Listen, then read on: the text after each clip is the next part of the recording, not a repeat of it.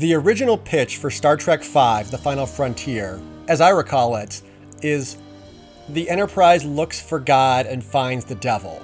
The way it plays out in the movie, that description would apply as a good metaphor for the Enterprise going to the center of the galaxy and finding a giant cosmic being that claims to be God, but ends up being, frankly, pretty uncool. What does God need with a starship? But as it's told, William Shatner's pitch was for it to be the real, literal Christian devil. I've seen a lot of folks write this off as something that obviously wouldn't work. Star Trek has always been very secular, so a movie based around Christian beliefs wouldn't really fly.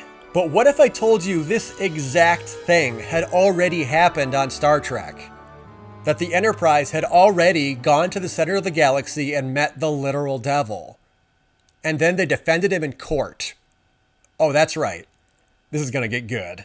Now, before I go any further, I want to clarify that this episode does go into religious stuff, and my intent is not to belittle anybody's faith. I'm just talking about an episode of television and deciding that I like it very much. Cool? Cool. The Magicks of Megas-Tu is an animated Star Trek episode where Kirk takes the ship to the center of the galaxy. Because if everything in the galaxy sprang from a giant explosion at that location, there may still be forces there capable of creating matter. And wouldn't that be cool?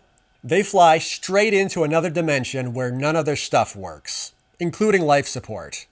And that's bad. But then they're rescued by... Oh, there he is. Yeah, that's as literal a depiction of the devil as I could possibly imagine.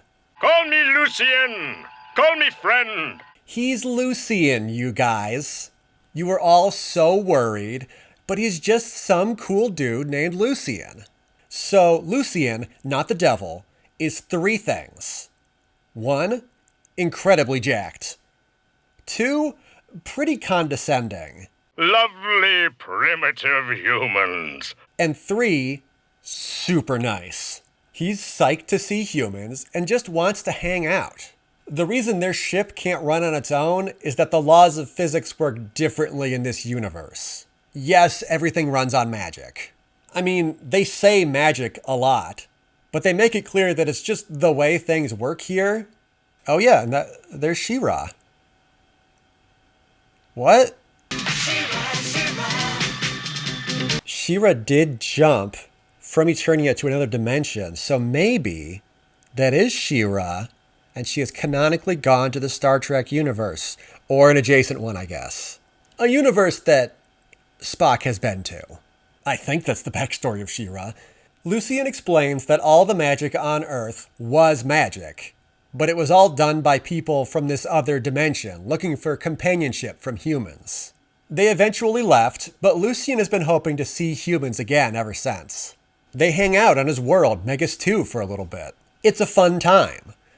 Lucien, do something. But soon enough, they're discovered by the other Megans. They're called Megans. And when they see humans, they are pissed. They immediately put humanity on trial, Q style, to answer for their crimes. See, that time they spent with humans on Earth was cool until power-hungry humans tried to use their powers for personal greed. When they refused, the humans turned on them. The trial takes place at a recreation of Salem, Massachusetts, because that was the last place they tried to settle on Earth before leaving. It's the Salem witch trials, but it's the witches condemning humanity. This is amazing. They're not really looking for revenge or even justice. They just fear that more humans could find them and start killing them again. They have a flair for the dramatic, but their goal is self-defense. Spock is now the defense attorney for all humans, and I, for one, am here for it. Lucien describes the Megan existence as totally isolated. They tried to seek out new life and new civilizations one time, and it went really badly, so they said never again. But Lucien wants to reach out again. He wants friends. The Megans study the history of Earth since they left in the 17th century and find that, hey, turns out humanity figured it all out. We're cool now.